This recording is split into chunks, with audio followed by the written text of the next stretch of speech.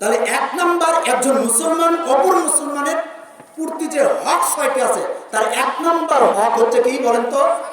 সালাম দিতে হবে।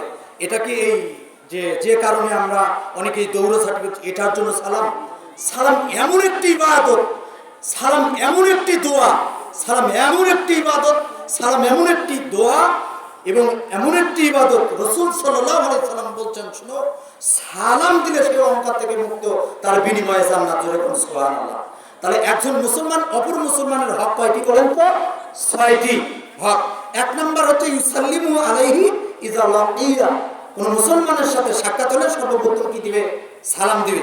দুই নাম্বার ওয়া ইউজিবুহু ইযা দাওয়া, কোন মুসলমান যদি দাওয়াত দেয়, এই যে মুসলমানেরা দাওয়াত দেয় না, দাওয়াত দিছে না ইসলামী জালসার জন্য, আমরা তো মনে করি দাওয়াত মানে শুধু খাওয়ার জন্য।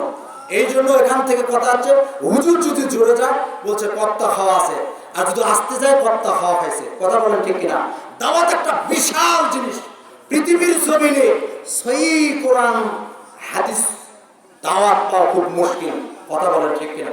সব জায়গাতেই ইসলামী জলসা হয়। কথা বলেন ঠিক কিনা? কিন্তু সহিহ দ্বীন শিক্ষা করা খুব কঠিন ব্যাপার।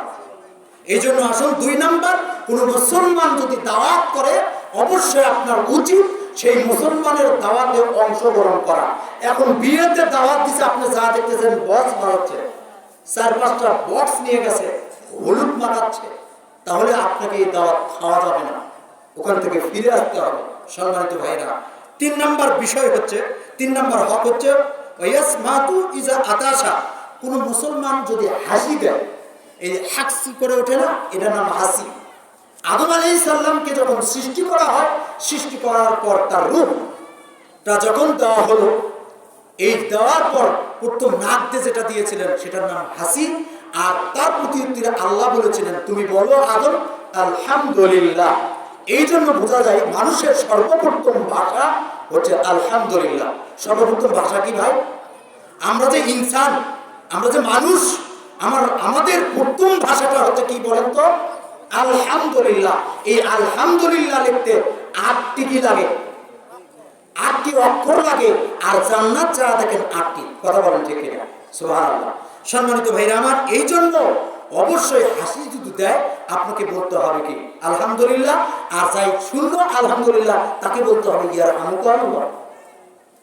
এবার দেখেন আরেকটি, আল্লাহর নবী সাল্লাল্লাহু আলাইহি সাল্লাম 4 নাম্বার, যেটা মুসলমানের 4 নাম্বার হক হচ্ছে ওয়ায়ামুতু ইযা মারিদা, কোন মুসলমান যখন অসুস্থ হয়ে যায়, দেখেন খেয়াল করেন, কোন মুসলমান যখন অসুস্থ হয়ে যায় তার পরিচর্যা করতে হবে। তাকে অসুস্থ ব্যক্তিকে দেখার সময় আল্লাহর নবী একটা দোয়া শিখেছেন।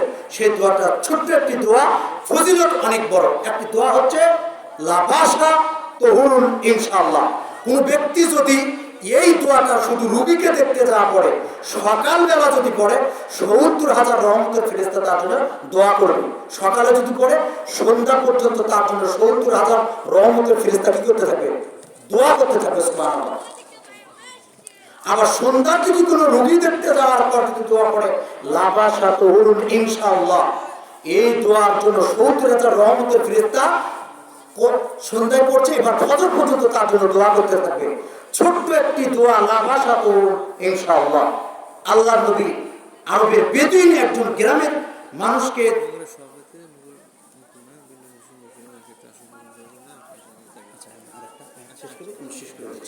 সম্মানিত ভাইরা আমার, এই জন্য রোগী দেখার সময় অবশ্যই আপনাকে করতে হবে লা বাশা তুহুরুন ইনশাআল্লাহ। এবার দেখুন 5 নাম্বার যে আমলটা, যে হকটা, ইয়াতবাউ জানাজাতু ইযা মাতা, কোন মানুষ যখন মৃত্যুবরণ করে তখন তার জানাজায় যেতে হবে।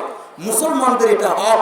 কোন ব্যক্তি যদি তার জানাজাতে যায়, আল্লাহর নবী সাল্লাল্লাহু আলাইহি সাল্লাম বলেছেন, যখন জানাজা করে, জানাজা করার পর কাফন দাফন করার পর মাটি জানাজা করে, মাটি দেওয়ার পর 2 কেরাত সময় তার নেকি আমলনামায় দেওয়া হয়। সুবহানাল্লাহ বলেন। এই জন্য আমাদেরকে জানাজায় কি করতে হবে? যেতে হবে। 5 নাম্বার, 6 নাম্বার ইউহিব্বুলাহু মা ইউহিব্বুল বিনাফসিহা। 6 নাম্বার বিষয় হচ্ছে আপনি নিজে যা পছন্দ করেন অপর মুসলমান ভাইয়ের জন্য তাই পছন্দ করতে হবে।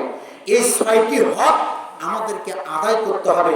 তাহলে একজন মুসলমান অপর মুসলমানের জন্য 6টি হক অবশ্যই অবশ্যই অবশ্যই আমাদের আদায় করতে হবে। সম্মানিত ভাইরা আমার, এজন্য আমরা কোনো কালক্ষেপণ না করে সালাম দিব। 2 নাম্বার, দাওয়াত করলে দাওয়াত কবুল করব। কোনো মুসলমান হাসি দিলে হাসির জবাব দেব। কোনো মুসলমানের রোগ হলে তাকে দেখতে যাব, পরিচর্যা করব, দোয়া করব। কোনো মুসলমান মৃত্যুবরণ করলে তার জানাজা কাফন দাফনের অংশগ্রহণ করব।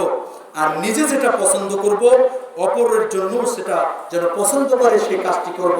আল্লাহ পাক আমাদেরকে তৌফিক দান